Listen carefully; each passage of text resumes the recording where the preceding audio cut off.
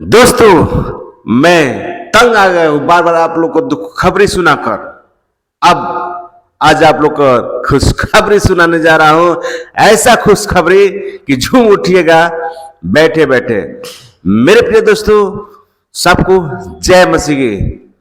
दोस्तों, जो छत्तीसगढ़ में जो धर्मांतर के लेकर बहुत सारे चीज चल रही थी तरह तरह के, वहां के सुप्रीम कोर्ट ने फैसला कर दिया कि ये खेल खत्म करो। ज्योति शर्मा हो, चाहे रतन यादव, चाहे बजरंग दल हो, तमाम आरएसएस हो, जिस तरह के तुम बार बार दूसरे के घर में चर्च में जाकर जिस तरह के मारपीट कर रहे, अब बंद करो नौटंकी। इस तरह के सुप्रीम कोर्ट ने फैसला सुनाया और बोल दिया धर्मांतरण उसी के साथ एफआईआर लिखा जाएगा जिसके साथ धर्मांतरण हो रहा है।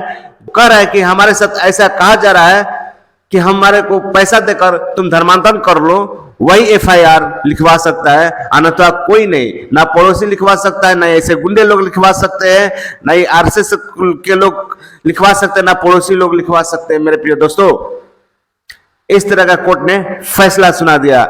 मैं ही नहीं कर रहा हूं, आप सुनिए अरुण पानालाल जी क्या कह रहे हैं। एक बहुत अच्छा समाचार आपको देने वाला हूं। राष्ट्रीय स्तर के लिए ये समाचार है कि आज सुप्रीम कोर्ट का एक फैसला आया है 17 तारीख का। धर्म स्वतंत्रता विधेयक मतलब एंटी कन्वर्जन लॉ के ऊपर हम लोग जिन बातों को उठाते हैं, करीब करीब उस पर सुप्रीम कोर्ट ने सब सहमति दी है। हालांकि ये केस बिल्कुल अलग है, जो हम लोगों ने फाइल किया हुआ केस उससे संबंध नहीं रखता है, पर एक राहत की किरण जरूर हमको दिखती है कि आज कम से कम न्यायपालिका जो है आज हमारे ईसाई समाज के दर्द को सुन रहा है। संक्षिप्त में ऐसा है कि जो श्वार्ट्ज यूनिवर्सिटी इलाहाबाद में है और इन लोगों ने बहुत बड़ा काम कर रहे थे, जिसमें ये लोग वचन को फैला रहे थे, सब कहीं जा रहे थे। ईशु दरबार नाम आपने सुना होगा, ईशु दरबार के नाम से इनकी संस्था चलती थी और इनके काफी दूर तक पहुंच और गहराई तक पकड़ थी। उनके जो कर्ता धर्ता थे उस यूनिवर्सिटी के, उनके ऊपर सरकार की नजर पड़ी और जो उत्तर प्रदेश का जो धर्मांतरण विधेयक है उसमें बुरी तरह से उनको यूज करके ढेर सारे एफआईआर उनके विरुद्ध किए, उनको अरेस्ट किया, सुप्रीम कोर्ट में जाके जमानत मिली। पर जो सबसे महत्वपूर्ण हिस्सा जो आज जो हमको प्रभावित करता है वो ये है, धर्म स्वतंत्रता अधिनियम में एक प्रावधान दिया गया है जिसको हमने चैलेंज किया था, और वो ये था कि अगर हमारे ऊपर या हमारे पादरी पर या किसी पे धर्मांतरण का आरोप लगता है कि इसने प्रलोभन दिया या बल प्रयोग किया या लालच दिया और इसने धर्मांतरण कराया, जब ये आरोप लगता है तो एक अधिकार यूपी सरकार ने दे दिया था कि उसके अगेंस्ट एफआईआर, आरोपी के अगेंस्ट एफआईआर कोई भी लिखवा सकता है। उसमें उसके निकटतम रिश्तेदार और उसके अड़ोस पड़ोस, इस किस्म से उन्होंने उसमें प्रावधान रखा है। अब वही प्रावधान हमारे छत्तीसगढ़ सरकार भी हम बहुत कड़ा कड़ा कर रहे हैं करके ये अभी लेके आ रहे हैं। एक किस्म से छत्तीसगढ़ का धर्मांतरण विधेयक लगने के पहले ही उसकी जो पॉइंट्स थी सुप्रीम कोर्ट ने अपने आप उसको खारिज कर दिया है। अब मैं बताता हूं कि जो सुप्रीम कोर्ट ने वहां पे होल्ड किया है वो ये है कि अगर मैं आरोपी हूं तो जो प्रभावित है, जैसे मैं आपको लालच दे रहा हूं तो सिर्फ आप एफआईआर लिखा सकते हैं, बाकी लोग एफआईआर नहीं लिखा सकते। तो अभी शायद हमारी छत्तीसगढ़ सरकार को फिर से पूरा कर रीड्राफ्टिंग करनी पड़ेगी, क्योंकि आज सुप्रीम कोर्ट का ऑर्डर आ गया है और इसमें साफ लिखा है जो आरोपी जो प्रभावित है सिर्फ वो उसके ऊपर एफआईआर करवा सकता है और रिश्तेदार, पड़ोसी, आजू बाजू, यहाँ वहाँ रहने वाले कोई नहीं करा सकते हैं। ये एक बहुत बड़ा रिलीफ हमको मिला है। मैं धन्यवाद देता हूँ अपने पिता परमेश्वर का और उन जजों का जिनको लोगों ने बड़ी हिम्मत और हौसला से और सद्बुद्धि दिखाते हुए ऐसा फैसले का निर्णय दिया है।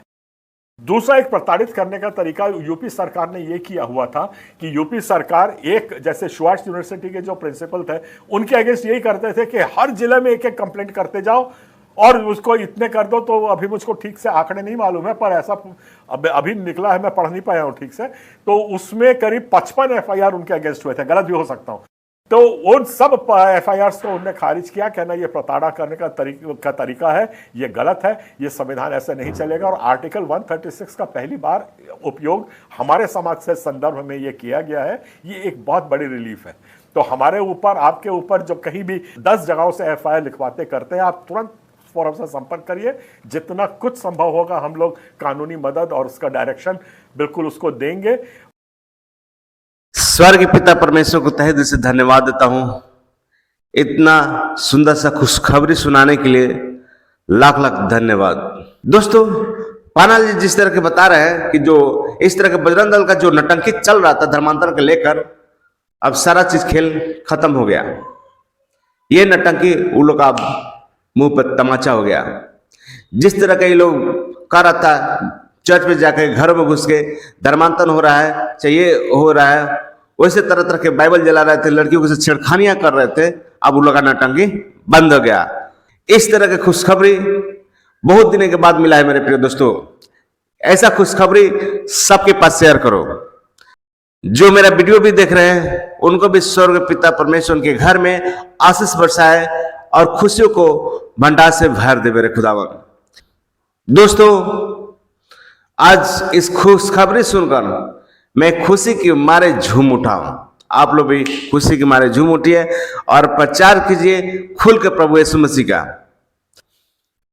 और इसमें कहा गया कि धर्मांतरण करने की बात जो है, अगर धर्मांतरण अगर ऐसा हो रहा है जो व्यक्ति के साथ किया जा रहा है, तो वही व्यक्ति FIR दर्ज कर सकता है अथवा दूसरा कोई नहीं।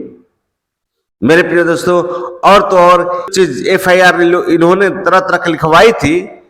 5 FIR दर्ज जो खारिज कर दिया गया यानी रद्द कर दिया गया है। ये तो पानालाल जी 55 बता रहे थे, मैं तो 5 FIR सुना हूं कि 5 FIR जो भी लोग ने कराया, जिस तरह के कराया, मुझे नहीं मालूम कैसा था, लेकिन वह FIR जो दर्ज किया गया था वो अब खारिज हो चुका है, यानी खत्म हो गया, उसका कोई कार्रवाई नहीं हो सकता है। मेरे प्रिय दोस्तों, आप लोग क्या राय है इस खुशखबरी सुनकर?